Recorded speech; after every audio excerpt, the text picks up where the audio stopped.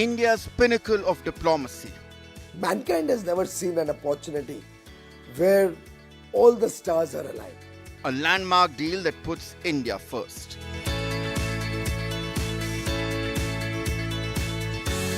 The world witnesses the vision of a self-reliant India. Today, India is a very self-confident country. It engages with the developed nations from a position of strength. Who wins, who pays, and what stays?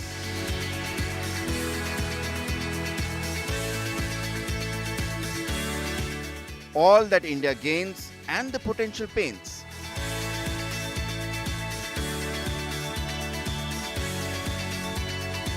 Is the India-US Trade Deal Roundtable with Siddharth Zarabi, only on India Today.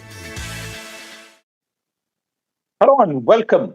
A landmark framework statement for India, United States of America Trade Pact has been announced earlier today. This is a landmark and historic development. It breaks the trade impasse that we've been having for many months now with the United States.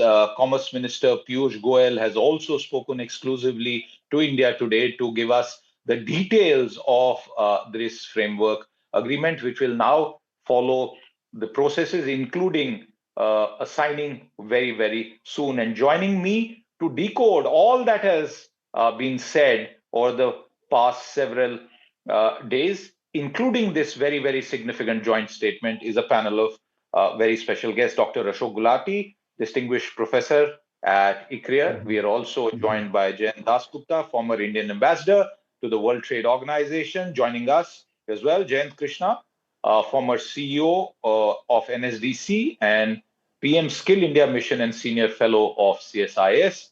We are also joined by Anuj Gupta, the managing director India at Bauer Group Asia.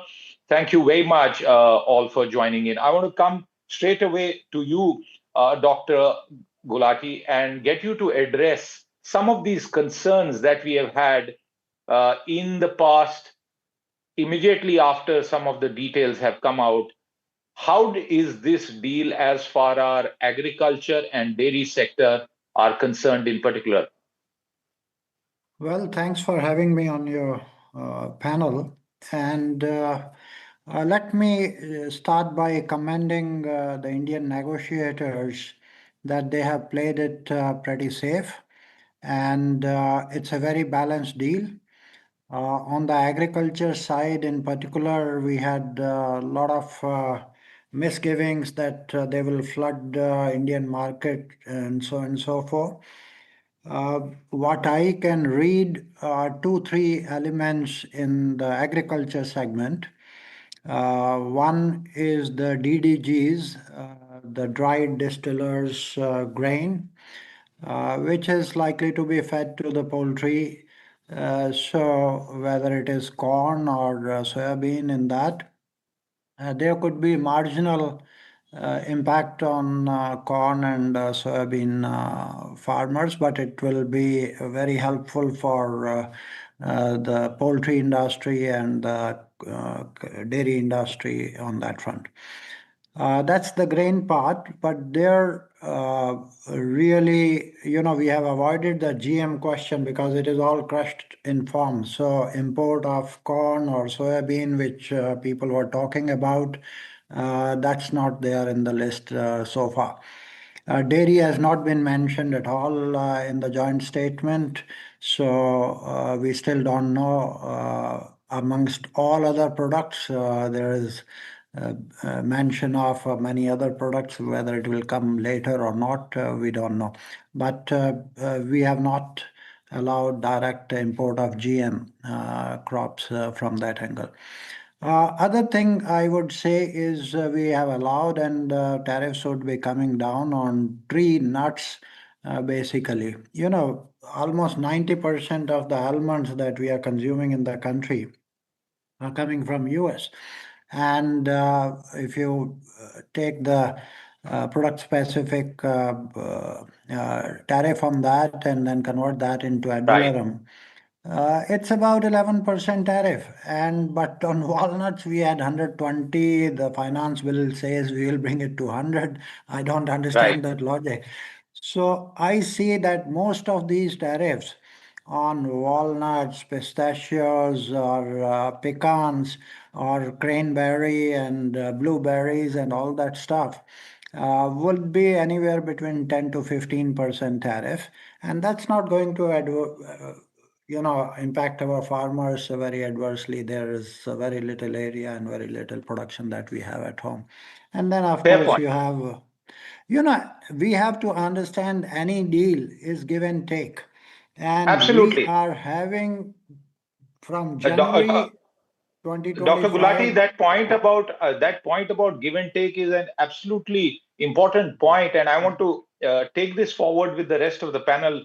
Jayant Sure. Dasgupta, I'm coming to you.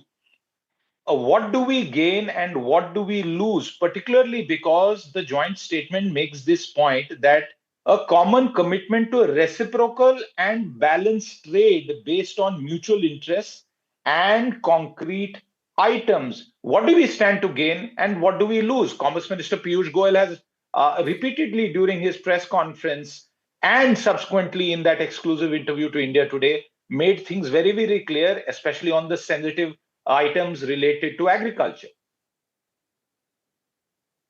I think agriculture, Professor Gulati has covered already at some length. As far as the gains are concerned, overall, if you look at the agreement, the gains would, first of all, be for the labor-intensive sectors, which have been hit very badly by the Trump tariffs, namely textiles and clothing, leather, then marine exports, and gems and jewelry. Of course, handicrafts also have been hit, rugs and carpets, for instance, which are part of the textile universe. They have all been hit very badly. And tens of thousands of people have lost their jobs. Many business enterprises have had to shut down also. So these sectors will tend to gain the most.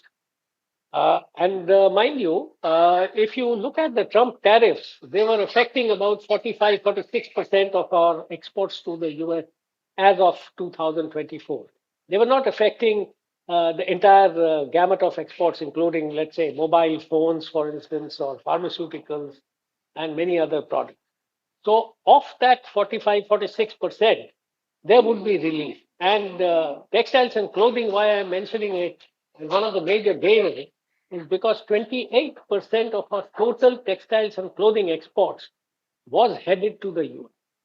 So that has been hit very badly. And the point is that competing countries like Vietnam, Bangladesh, to a certain extent, Pakistan for made-ups and textiles, fabrics, and Indonesia and other Southeast Asian countries, they had got lower tariffs than us. We were at 50, they were at 19, 20, etc. So buyers were shifting, steady buyers who had been buying for years from our suppliers, they were shifting to sellers or exporters from these countries. Now that Right. will come to an end. So that will be the biggest gain that we can think of immediately. Um, Along with that, of course, would be the consumer interest, which would get served by lowering the tariffs on a host of items like medical devices, like organic and Right. other chemicals. Right. No, the fair point, and the list is very long. I want to go to Jayant Krishna. Jayant Krishna, uh, what do we lose? One of the other main points is that all industrial goods imports from the United States will now be at zero duty. If we talk of the pre-Trumpian tariffs era, where you could take a weighted average, and now the base case is very clearly 18% for our exports, but industrial goods from there will be at zero. What do you see, if at all, that India loses from an earlier era? So I think, let one thing be very clear, the goods which US were exporting was exporting to India and India was importing from the US, right? They anyway in the earlier regime also had 0 to 5% tariff, right? So the main issue was the Indian tariff for export of US goods to India, which was at a phenomenally high level. That was the point of dispute, that, it should come down very substantially. So I think what we need to understand is that, the 18% tariff on textile and apparel, leather and footwear, plastic and rubber, organic chemicals, home decor, and a lot of handicraft, handlooms, artisanal products, and some machinery items, which has reduced from 50% to 18%. I think these exporters will be largely benefited. You can't compare with the earlier regime, because there it was 0 to 5% tariff, right? But now from 50, it has come down to 18%. And mind you, all countries are facing. So the countries with whom we compete, I think there's a lot of, like Indonesia, Malaysia, Philippines have 19%. If you look at Vietnam, Bangladesh, Sri Lanka, Taiwan, they have 20%, right? European Union is the only major country where in Japan and UK, which have a lower tariff than 18%, which is 15%, right? So I think, but we hardly compete with those countries. So it's good. The only flip side that you asked is, to my mind, that, few agro products, not the mainstream products, but some tertiary products have been allowed for a near 0% duty for the US products to be exported to India. And those are, Right. fruits, nuts, soya oil, and so on and so forth. I think that has been allowed, but not the main soya, not the corn, and so on and so forth. So I think Right. it's, any negotiations are always a give and take. You lose Right. somewhere, you win somewhere. But overall, I think it's a win-win deal. That's what I feel. Okay, give and take is very, very important. Anuj Gupta, as I come to you, I am also reminded of the key point that has been made, that the pre-Trump era is now over, and there is a new baseline that has been set. Unless that gets changed on behalf of the United States, it is now a question of Anuj Gupta of seeing this deal, perhaps, if you agree with me, in terms of relative advantages and disadvantages versus other countries. Is that the right way to look at it? You have spent time in government, or is the political opposition's question that allege that this is a sellout, farmers' interests have not been protected, and even specific concerns raised by a farmer's body on distillery grain? How do you explain this entire situation, Anuj Gupta? Thanks, Siddharth. I would differ a bit from your characterization of what did we win, what did we lose, which correlates to saying exports are a win and imports are a loss. In fact, I'll give you three examples where imports are actually very beneficial for us. Dr. Gulati spoke about the poultry industry. Now, DDGs, if it is imported into India, will actually improve the productivity of the poultry industry, which means that chicken will actually cost us less. It can be exported in a more competitive manner. Similarly, you spoke about industrial goods coming into India duty free. For example, machine tools can come to India. Machine tools are used to further produce, say, auto components. So our auto component production will actually become more competitive. We can export more. Similarly, there will be a number of energy purchases like coking coal. Coking coal, if it comes in, will actually result in lower cost steel being produced. Again, probably more exports. So it's all a cycle over there. Do not think of imports only as a loss. They are input goods to further production. They also increase consumer choice.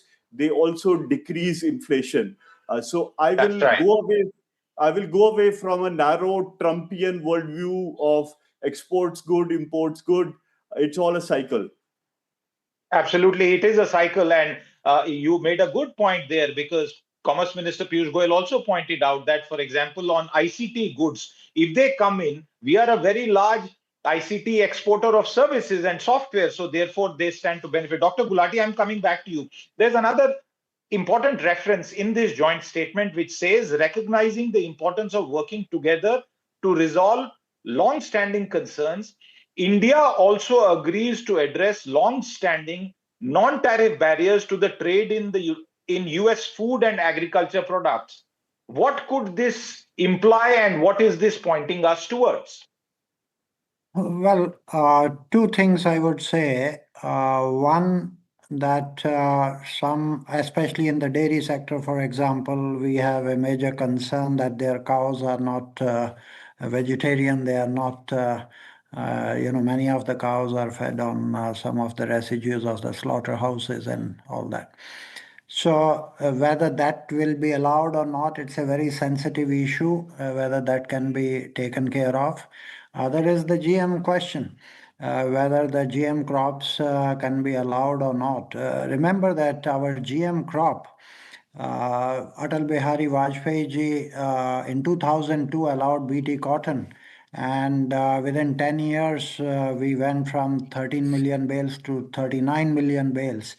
It was a gene revolution, but then we messed up with some of the things. We have not allowed corn. Now, corn GM in US gives a productivity of 11 tons. Our productivity of corn is 3.5 tons. We have to remember that the future of agriculture is going to be in the gene editing. This is a new phase. And I'm reminded of Atalji's famous line that if IT, that is information technology, is for India, BT, biotechnology, will be for Bharat. If we don't pay heed to that, we'll be left behind. So these are some of the issues that ultimately we have to grapple with, and our approach should be more science-based rather than ideology. This is what I read from this document. Okay, Jen Dasgupta, I come to you now. There's also this question that is being asked, and the entire intent of having experts like you two is to get to answer those questions and provide more clarity to our viewers. This question that because of zero duty treatment for all industrial goods and the kind of goods that the United States is known for, will this in any way impact our efforts towards manufacturing Atmanirbharta? Jen Dasgupta, that question to you. I would like to first mention that this zero duty concept is not there in the interim trade agreement, the framework agreement. It is elimination or reduction of tariff. Reduction. Now, that reduction of tariff, whether we go down to zero, if so, whether it would be a phased reduction or from day one, and what kind of reduction do we offer? 50%? Less? So that is all up in the air. That is subject to negotiation. And that is unlikely, tariff line wise, that is unlikely to get concluded within the next 2 months, which I think has been mentioned by one or two of the leaders, that by March we should seal this deal. So it is not complete elimination of duties, one. Two, the sensitive sectors in which we have a fledgling industry or an industry which is starting to grow, that I'm sure the negotiators would bear that in mind and not allow for total reduction and obliteration of that industry and deindustrialization, so to say. So that's a good point. That's a very important clarification. I want to get in my other two guests on two quick final questions before we wrap up. Jayant Krishna, I'm coming to you on this question. This is in terms of our access to high-tech items that we lack. For example, super chips, the chips that are fueling the AI era. Does that become easier for us? See, there's lack of clarity on chips, but you know what they have said, that US will remove the reciprocal tariff altogether. It's not reduction, it's the removal they have talked about in this joint statement. On generic pharmaceuticals, gems and jewelry, aircraft parts that they've talked about. But in the same breath, the joint statement talks about that India intends to purchase 500 billion of US energy products, which are largely crude oil, aircraft and aircraft parts, precious metals, technology products, and coking oil over the next 5 years, right? Now, this to me appears to be one-sided. So why in a joint statement only the US aspirations for exporting to India should be met? Why there is no reciprocal target from our side? India wants to maximize its own export to the US, right? See, today we are an export surplus vis-a-vis US. We export more. When it comes to goods, we export more than what we import from there, right? So why shouldn't there be a goalpost for our exports to the US also. So that is something which is difficult. And on the other aspect, I agree that, it only talks about eliminating or reducing tariff, on agriculture Yes. products, all these kind of things. India is not committed; it will make it zero. So this is a No, the statement says point number one, India will eliminate or reduce tariffs on all US correct. industrial goods and a wide range. But that's a good point. Let me take the question that you have raised. I want Anuj to step in. Anuj, put on your political economy hat and respond to that. Is this one-sided? Why is just India being made mention of for purchasing $500 billion worth of items? We have already been doing that. We are buying commercial aircraft, for example. So why this kind of a mention, Anu?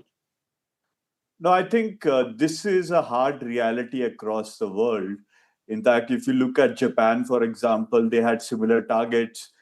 Even the prime minister had to partly resign because of agreeing to this deal. We have seen Korea, for example, falling out and the tariffs going up from 15% to 25%. Vietnam has difficulties closing the deal. In fact, I would say the government has put out a date of mid-March for closing the deal. But countries have taken even more than 6 months to close the deal. Vietnam announced the deal in October. They have still not been able to sign the interim agreement. So that's a reality. In fact, I say it on a lighter note, that if the EU deal is mother of all deals and the US deal is the father of all deals, the child of the deal is on its way, and it will require a lot of hard work to get there. Okay, a lot of hard work. Last 30 seconds to my guest. Dr. Gulati, between now and when the actual signing happens, what should we be watching out for? Well, as one of the panelists was saying, we are trade surplus. About January to November data of 2025, we are $39.4 billion surplus overall. And even within agriculture, we are surplus by $2.6 billion. So I think we can be exporting much more if, we are already exporting shrimps and all that. But many other commodities can go to US once because vis-a-vis China, we have a big advantage. China is at 35 and we are at 18. And we are now at par with most of the other Southeast Asian countries, from Bangladesh on to Vietnam. There is indeed, Dr. Gulati, a mention of how US and India will establish rules of origin that ensure that the benefits accrue predominantly to the two nations. That perhaps an allusion to the China factor. Very quickly, Jayant Krishna, services is not part of this, and that is very clear and well understood. But do you see anything down the road where some of the pain points on visas, immigration, that impact service and labor mobility of India could get resolved if this paves out well? So I fundamentally believe that the stoppage or slowing down the H-1B visa issue was more to put pressure on India to come to the table for negotiations. Now, since this interim deal is signed, I think India should start negotiating on that, because one thing is very clear: by allowing Indians to work in the US. US does not do any favor to us. On the contrary, we meet their skills deficit, and also we meet the US businesses globally competitive because of cost arbitrage. So US gains more by giving access to more Indians to work there, and I think this wisdom should dawn. And I believe a lot of people in technology industry have also already complained to the White House that this stoppage of or slowing down the H-1B visa will damage them more. So I hope Jayant Krishna, you are making very good points, but we are completely out of time. Viewers, February 13, 2025, when the negotiations were launched, and in 2026, almost close to the first year anniversary, we are now at the cusp of what will truly be a historic trade deal with the United States. Many questions, but for now, our guests have given us answers to some of the trickier ones, and we'll keep our eye out for more news on this historic pact. With that, I thank my guests, and you, the viewer, will be back with more. Do stay tuned in. Back with you after just a short break. Thank you.